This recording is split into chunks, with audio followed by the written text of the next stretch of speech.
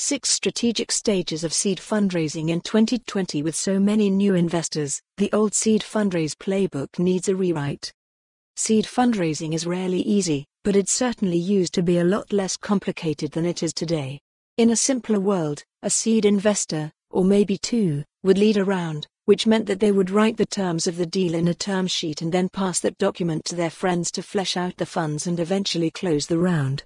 That universe of investors was small and, unfortunately, often cliquish, but everyone sort of knew each other and founders always knew at least who to start with in these early fundraises.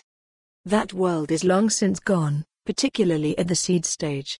Now there are thousands of people who write checks into the earliest startup venture rounds, making it increasingly challenging for founders to find the right investors. Pre-seed, seed, post-seed, seed extension, pre-series A and more terms get batted about, none of which are all that specific about what kinds of startups these investors actually invest in. Worse, obvious metrics in the past that helped stack rank investors, like size of potential check, have come to matter far less. In their place are more nuanced metrics like the ability to accelerate a deal to its closing.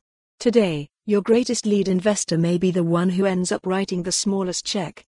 Given how much the landscape has changed, I wanted to do 2 things for founders thinking through a seed fundraise. First, I want to talk about how to strategize around a seed fundraise today, given the radical changes in the market over the past few years. Second, I want to talk about a couple of the archetypes of startup stages you see in the market today and discuss how to handle each of them. This article focuses on conventional seed fundraising and doesn't get into a bunch of alternative models of VC that I intend to explore in the coming weeks. If you thought traditional seed investing is complicated, wait until you see what the alternatives look like. The upshot, though, is that founders with the right strategy have more choices than ever, and, ultimately, that means there are more efficient ways to use capital to get the desired outcome for your startup. Thinking through a seed fundraise strategy. Let's get some preliminaries out of the way.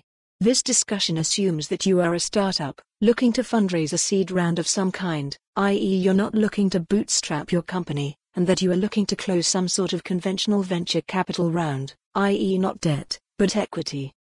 The problem with most seed fundraising advice is that it isn't tailored to the specific stage of the startup under discussion. As I see it, there are now roughly 6 stages for startups before they reach scale.